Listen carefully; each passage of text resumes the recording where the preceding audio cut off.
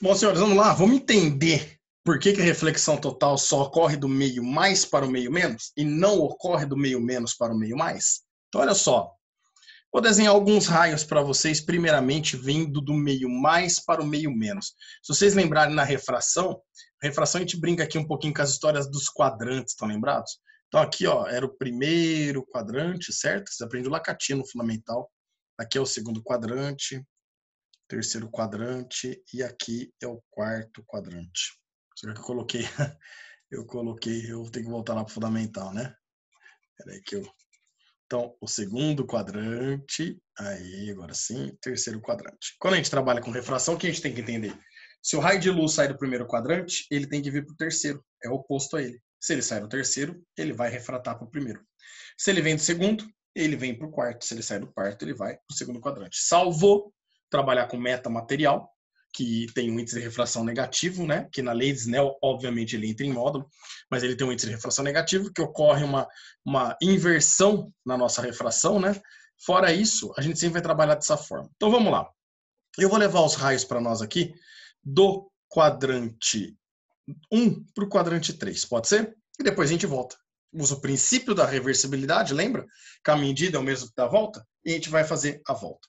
Então vamos lá, o primeiro raio que eu vou incidir é na direção da normal, ou seja, com ângulo incidente igual a zero. Então lembra que é um caso particular, ele muda de meio, porém ele não sofre refração? Olha cá, ó. Então esse raio, que incidiu perpendicular à superfície na direção da normal, ele continuou com 0 graus o ângulo de refração, certo? Vou aumentar o ângulo de incidência, olha lá. Então agora eu vou colocar um raio incidindo aqui com um certo ângulo incidente aqui. Percebam que a direção que o raio tinha era essa, né? Porém, agora, como ele passa do meio mais para o meio menos, ele fica, desculpa, do meio menos para o meio mais, ele fica mais próximo da normal. Então, o raio verde refrata aqui. Vou pegar um raio azul, olha lá, o raio azul vem, estou aumentando o ângulo incidente, tá vendo? Então, ele incide nessa direção. E tem ângulo para aumentar aqui ainda, hein? Obviamente que nós sabemos que esse raio iria continuar nessa direção. Mas como ele está mudando de meio, ele sofre um desvio. Então, daqui, ó, como ele está indo no meio menos para o meio mais, ele fica mais próximo da normal. Beleza? Vamos aumentar mais um pouquinho? Põe um ângulo incidente maior aqui, ó. Pronto. Tô quase chegando no limite ali, hein? Aí aqui, nós sabemos que esse raio vermelho, ele gostaria de manter a direção dele, que era essa. Porém, como está tendo mudança de meio, ele vai sofrer um desvio. E aí, nesse caso, como ele estava nessa direção, mas passa do meio menos para o meio mais, ele fica mais próximo da normal.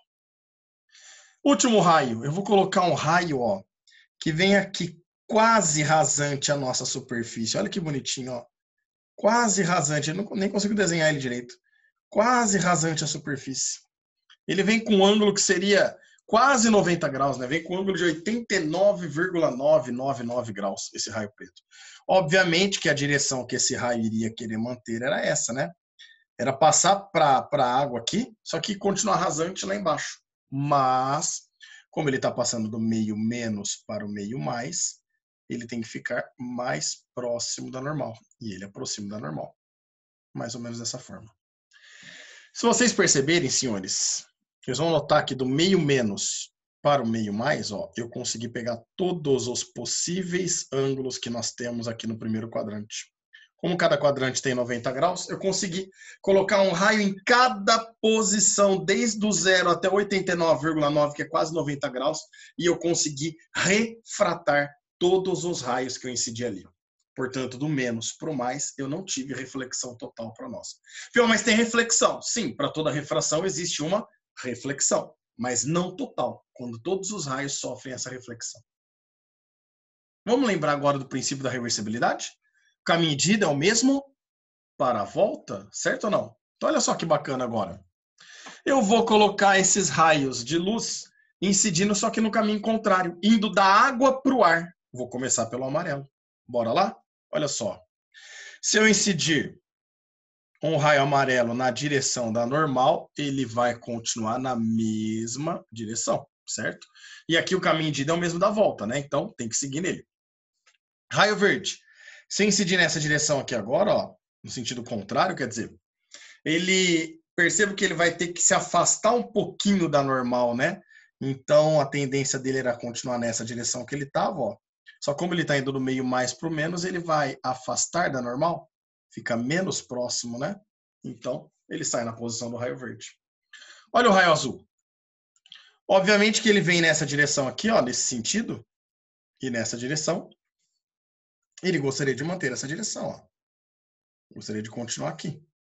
Só que como ele está indo do meio menos para o meio mais, senhores, ele vai refratar nessa posição, afastando da normal.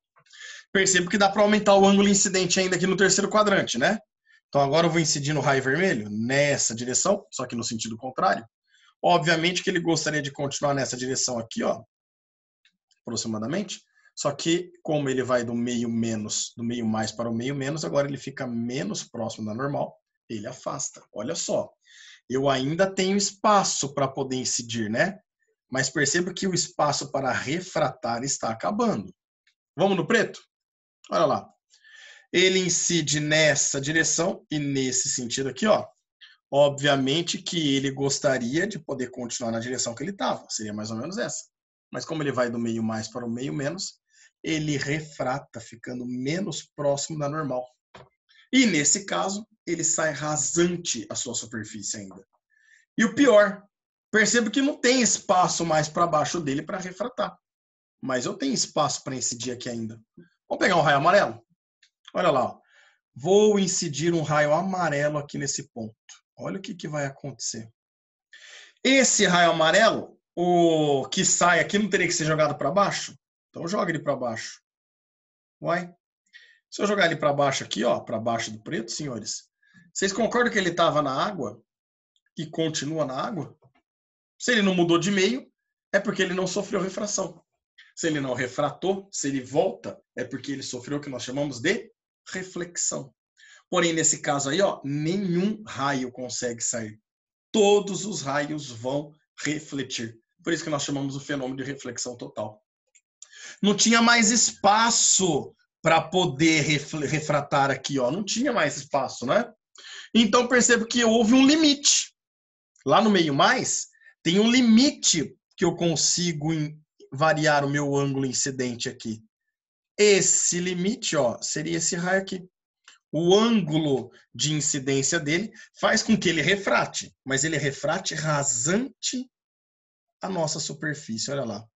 Toda vez que um raio sai rasante é porque do outro lado, lá no meio mais, ele entrou com o ângulo que? Limite para nós. Fechou, meninos? Qualquer ângulo maior que o limite, ele sofre reflexão total. Qualquer ângulo menor que o limite, ele refrata normalmente e a gente aplica a lei de Snell, tá? E aí, ó, já que vamos aproveitar, né? Lembra a lei de Snell? Seno de I é o NI, seno de R é o NR, certo? Eu vou pegar o limite. Então, o incidente eu vou chamar de limite, e eu sei que o N incidente aqui, o índice de refração, é o meio mais refringente, que é a água. E o seno de R do raio preto, não é 89,999 graus? É quase quanto? Quase 90, né? Vezes o N, que é o N do ar, que é o meio menos. Lembra que seno de 90 vale 1? Então, olha de onde vem a equação do seno do limite. É a lei de Snell.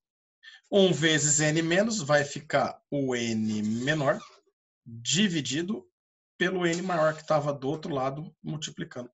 É dessa forma que a gente calcula o ângulo limite ou o seno do limite. Beleza? Grande abraço a todos e até logo.